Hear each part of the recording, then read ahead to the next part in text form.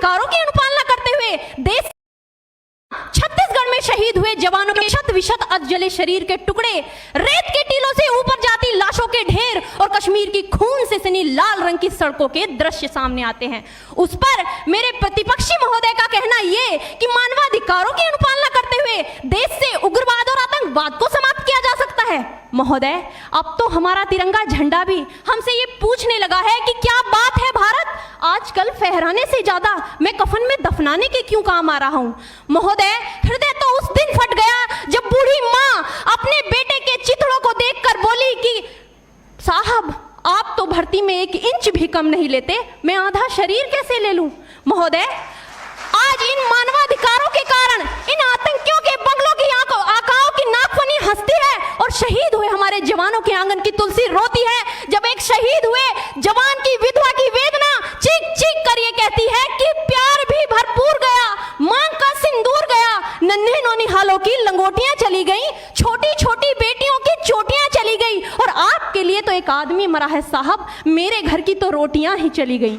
महोदय, किसी भी युद्ध को जीतने के लिए पहल करना सबसे ज्यादा आवश्यक है, क्योंकि इतिहास गवाह है कि पहल करके बड़े बड़े युद्धों के परिणाम बदल दिए गए हैं। परंतु आज मानवाधिकारों के कारण हमारे देश के जवान इस कदर बंधे हुए हैं कि अपनी ड्यूटी पर खड़े होकर भी वो आज पहल करने से डरते हैं, क्योंकि महोदय, भविष्य में उन्हें कटघरे में खड़े होने का डर सता रहा होता है।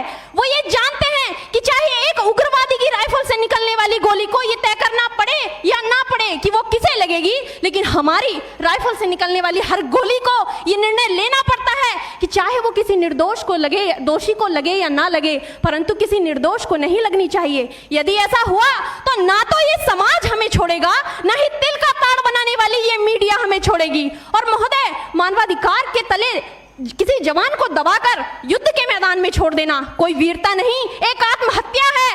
क्योंकि महोदय, फूल को श्रृंगार दो ये मुमकिन नहीं और एक वीर को झनकार दो ये मुमकिन नहीं। जो हाथ बांध दे सेना के, ऐसे मानवाधिकार का पालन संभव नहीं। महोदय, आज सत्यनिष्ठा के मार्ग पर चलते हुए भी हमारे देश का जवान इन आतंकवादियों, इन पत्थरबाजों से डरता है, क्योंकि वो जानता है कि उसकी राइफल से निकलने वाली गोली अगर टारगेट को हिट नहीं भी करेगी तो भी 400 मीटर तक जाएगी, और यदि इस बीच वो किसी निर्दोष को लग गई तो महोदय, हमें अपनी नौकरी से हाथ तक धोना पड़ सकता है।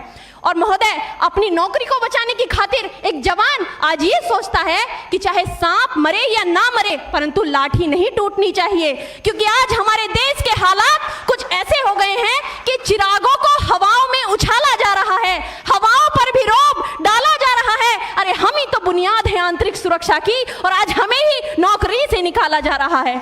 महोदय, जब पुलवामा में 44 जवान शहीद हुए, छत्तीसगढ़ में 76 जवान शहीद हुए, तो कोई भी मानवाधिकार की दुहाई देने वाला हमारे पक्ष में आकर खड़ा नहीं हुआ।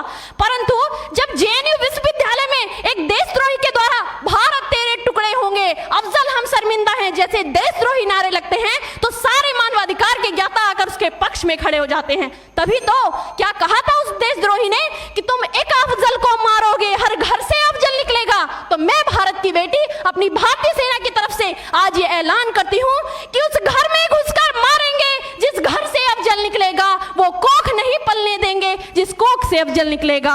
उठो देश के वीर जवानों, तुम सिंह बनकर दहाड़ दो और एक तिरंगा झंडा उस कन्हैया के सीने में गाड़ दो।